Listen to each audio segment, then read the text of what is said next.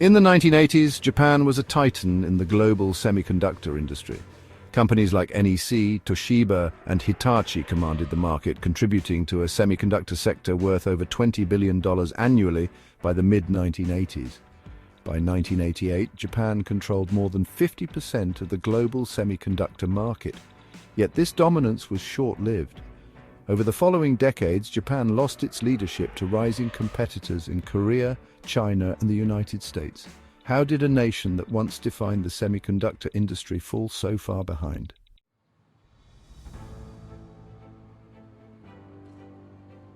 The story of Japan's semiconductor rise begins in the aftermath of World War II. The nation, devastated by war, sought to rebuild its economy through industrialization and innovation. Recognizing the strategic importance of semiconductors, the Japanese government, through the Ministry of International Trade and Industry, began investing heavily in this nascent technology. MITI launched programs to import and adapt technologies from American firms like Texas Instruments and Bell Labs, which had pioneered transistor and early integrated circuit designs.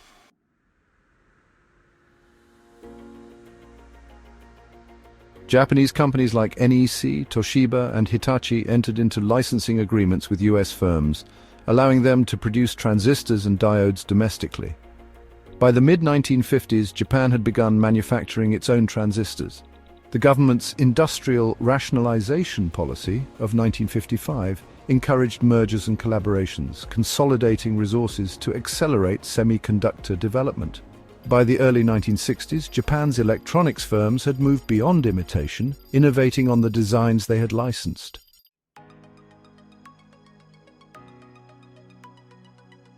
In 1964, Hitachi produced its first silicon-based integrated circuit, and by 1970, Japan's companies were competing in the global market for semiconductors. One key breakthrough came with the development of dynamic random access memory, or DRAM. DRAM chips became essential for storing data in computers, and Japanese firms excelled in manufacturing these at scale. By 1975, Japan's semiconductor exports had grown to $1 billion annually.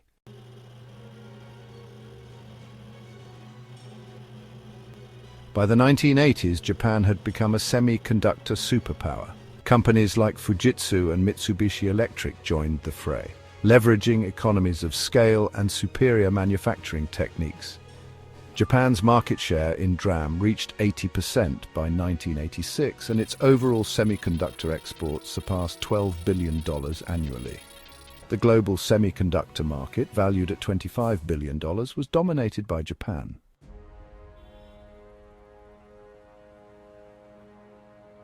However, Japan's dominance was not without controversy. American firms like Intel and Motorola accused Japan of dumping, selling semiconductors below production cost to drive competitors out of business. This led to the 1986 US-Japan Semiconductor Agreement, which imposed trade restrictions on Japanese exports and required Japan to open its domestic market to foreign competition. While the agreement sought to level the playing field, it disrupted Japan's momentum.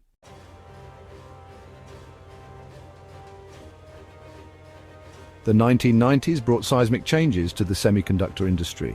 Demand shifted from DRAM to microprocessors, a market dominated by American firms like Intel. Intel's Pentium processors, launched in 1993, revolutionized personal computing. At the same time, Taiwan's TSMC introduced the Foundry model, focusing exclusively on manufacturing chips for other companies. This business model proved highly effective, with TSMC reaching $1 billion in revenue by 1994. Japan's DRAM-focused strategy left its firms ill-prepared for this shift.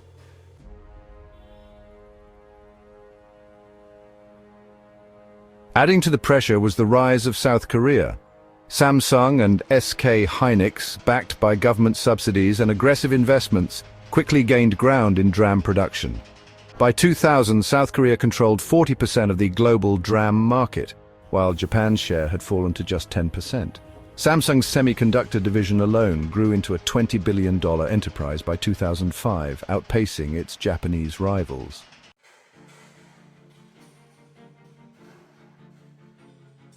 As Japan's market share declined, Taiwan's TSMC and UMC solidified their positions as global leaders in chip manufacturing. By 2020, TSMC controlled over 50% of the global foundry market, generating $45 billion in annual revenue. Simultaneously, American firms like Nvidia and AMD captured high-value markets in graphics processing and AI-focused semiconductors. These shifts left Japan struggling to maintain relevance.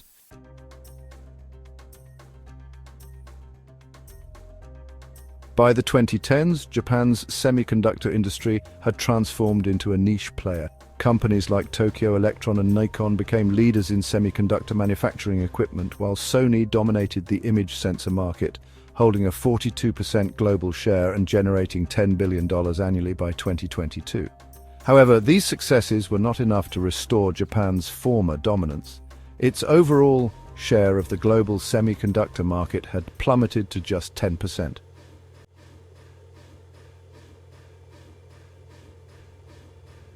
Japan's semiconductor downfall is a stark reminder of how rapidly leadership can be lost in a fast-moving industry.